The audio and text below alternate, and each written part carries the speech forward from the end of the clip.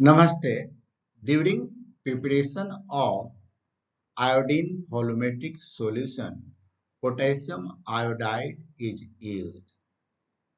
Have you thought any time why potassium iodide is added during the preparation of iodine volumetric solution?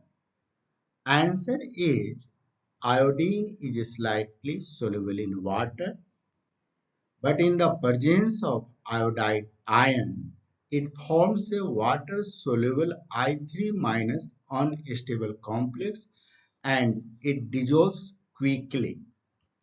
The reaction goes by following mechanism I2 plus I minus I3 minus unstable complex which is water soluble. That is why potassium iodide is added during the preparation of iodine volumetric solution.